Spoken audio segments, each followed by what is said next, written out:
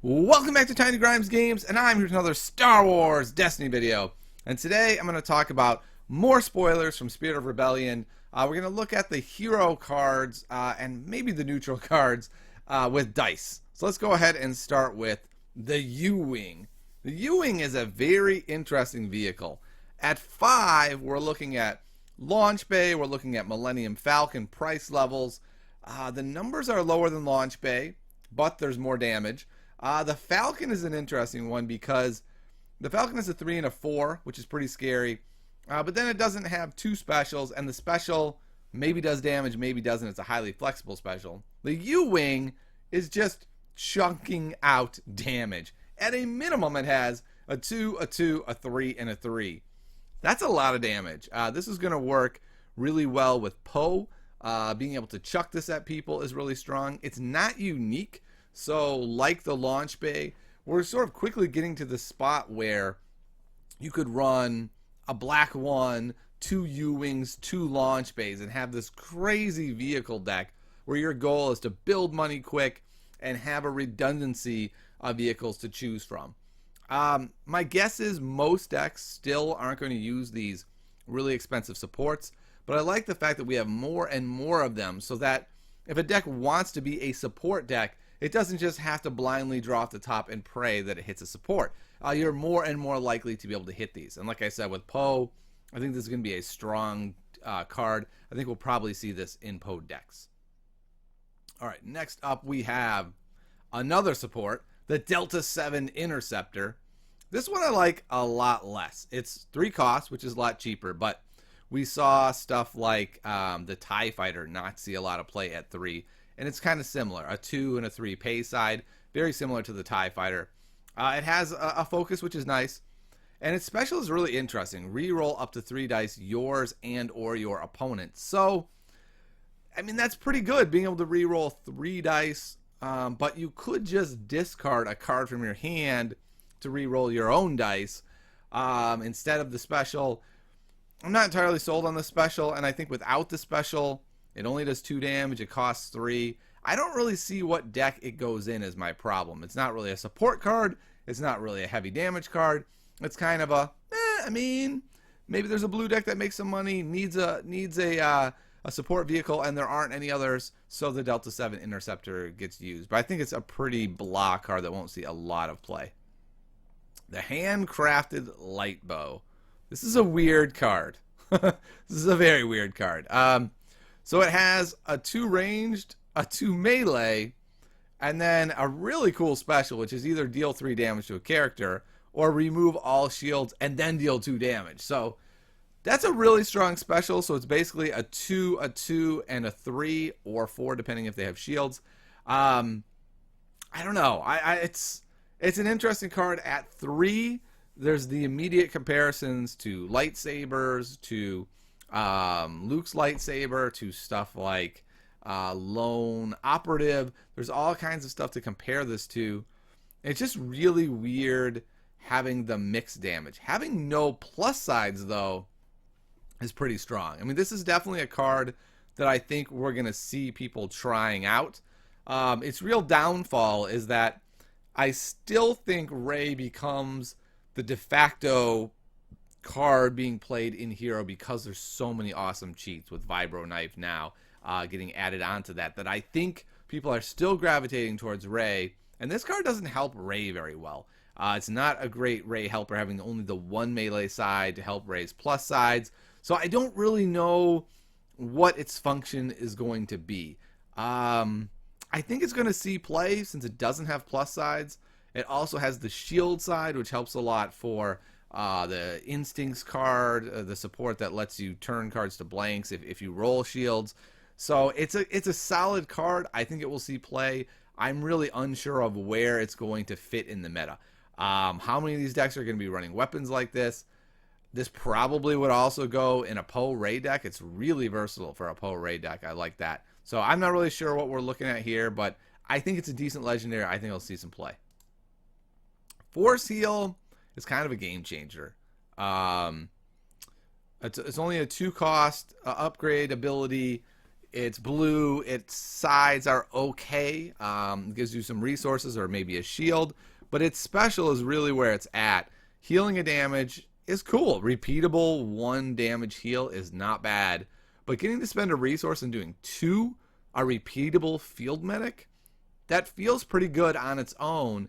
And then when you combine it with cards like Lone Operative, Field Medic, Second Chance, I feel like with Force Heal, Force Illusion, all of these cards coalesce into this big pile of, that's a lot of heal at my disposal now.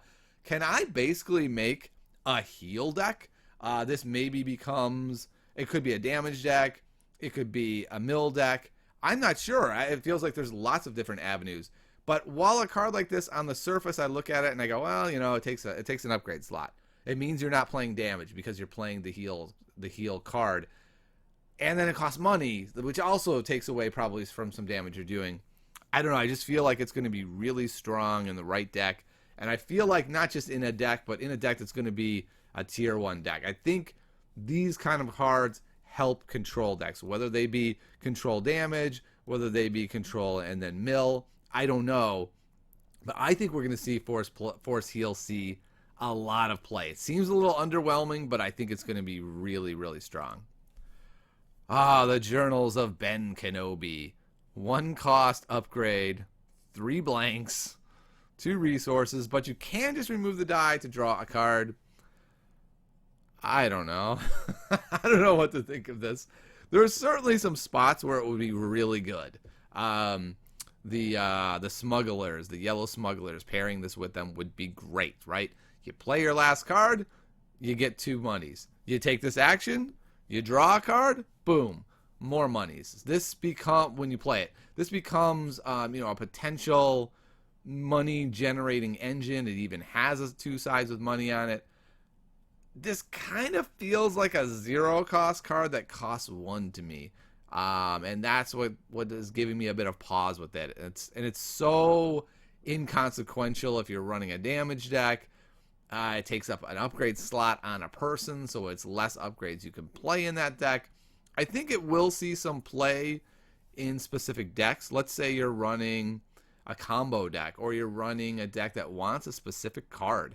If this was villain, I might just run it in blue just to get closer to your Holocron. If you're running a Vader deck, it might have been good to get closer to some of those cards. With heroes, maybe it helps you draw Destiny. Maybe it helps you draw Synchronicity when you need it. I don't really know. I'm torn on it. I will say this. I played quite a bit of Luke Skywalker, and I'm never bowled over by his ability. And so this is basically pay 1 and an action to play this card and play this card. So it's a cost involved to get Skywalker's ability in a really slow way by having to roll this card, then taking an action. I mean, it's a real slow version of Luke's ability, which wasn't exactly game-changing. So I'm definitely keeping the opportunity open that this will have a spot in some decks. But I think if you just crack this in a pack, you're going to go, what? Oh, man, the Journals of Ben Kenobi. Ugh. And you're probably going to be right on that. I can't remember if we looked at R2-D2, so we'll look at him real quick. Probably should cost 1. I mean, he's not that much better than BB-8. Resolve 1 of your dice, increasing its value by 1. Sure, that's good. That's really good. But it's only 2 of the sides. The other sides are fairly inconsequential. It's hard to believe that 3PO costs 1 and R2 costs 2. I'm pretty sure I've already talked about them, so we're moving on. All right, Smuggling Freighter. This is an interesting one. It only costs 1. It either takes away their resources or gives you resources, which is not bad. The drawback, though, is pretty dang annoying. After you resolve one of its sides, showing a value of 2, place it back on top of your deck. So it actually only nets you 1. And then it costs you, an action to replay it, an action to roll its dice. This is a card that I just don't really think we're going to see much play, at least in this set. If there becomes, a really good way to reduce the cost on vehicles consistently, then maybe this sees more play. It just feels like a pretty blah card. Maybe if you're running a heavy disrupt deck, maybe with Snap Wexley and a choke deck or something, then maybe it becomes more valuable. But I don't know. I feel like that punishment of putting it on top of your deck is really stiff. This card's not that good as it is. Supports aren't that great, or at least they weren't in Awakening. So I don't know. It feels like a pretty stiff penalty. All right, let's move on to the rest of the neutrals as well. So Supply Line is kind of like the last card we looked at, only it doesn't have that ridiculous downside of having to put it back. Yes, it's less resources, but like if I'm going to choose one of these two cards to play for resources, I'm probably picking Supply Line. It has a focus also, which is pretty darn good, and then re-roll any number of your dice. So it's a flexible card. It's a support card. I really like the design of it. I like having just, this is a support card. If that's what you want, this is what you've got. All right, rocket launcher. Boy, I don't remember if we've talked about this one, but this one is amazing. This card is so good. Nines loves this card. Poe loves this card. This card is sickeningly good. Being able to pay 3 to have an amazing weapon with these sides is crazy. Of course, it is expensive. I mean, it ends up being like a 7-cost weapon if you get to use it 4 times. But boy, oh boy, does it do a lot of damage. We had John on the podcast last week. He said he didn't like this card. I think he's crazy. All right, Force Push. This is a card I have not spent a lot of time with. It is an upgrade ability, so it can be cheated out with Holocron. 3? I mean, so we don't even look at anything else. We just see 3 and we go, Force Throw? Okay. All right. Is it as good as Force Throw? One of the best cards in the game. Let's see. 2/2. All right. That's not bad. 2 mils, not bad. Turn up to 2 of an opponent's dice to sides of your choice. That's pretty good. It's no Force Throw good. So that's what I'm coming away from this card is thinking is it's worse than Force Throw, but it's interesting. I kind of like this card. It's almost like a kind of a bad weapon, but there's no plus sides. So just having the 2 flat range is really good. But then also, like you roll your damage, you miss, normally you get a resource. No, here you get to actually turn 2 opponents' dice to bad sides. That's pretty strong. So I think we're going to see some play at least with Force Push. The fact that it's 3 kind of pushes it into that category of cards where you're like, 3's a lot, man. I can do some serious stuff with 3. Have you seen the rocket launcher? But if you're playing this in a, I could especially see this with a Palpatine deck where you already have a range deck. You're going to probably only have range stuff in it. You're getting this for free with Holocron. I see this being played more in villain decks than I do hero decks. We'll just put it that way. If I have to pay 3 for it, I'm not that excited. Getting it for free? I'm a lot more excited now. Makoti Training almost feels like it fits that exact same spot, right? If I can play this for free with a Holocron on someone like Vader who has actual awesome unmodified base dice, then this is great. If I'm playing this with somebody like Rey and playing 2, this would be the worst. So it's a really weird card. It only has 3 damage sides, which is not an only, but so does stuff like Lightsaber, and Lightsaber has a base side. So when I look at Makoti Training, I feel like it has to fit a very specific deck that has a lot of base damage. If it has enough base damage, it's hard to come by 2-cost melee cards. A little bit easier now in Spirit of Rebellion.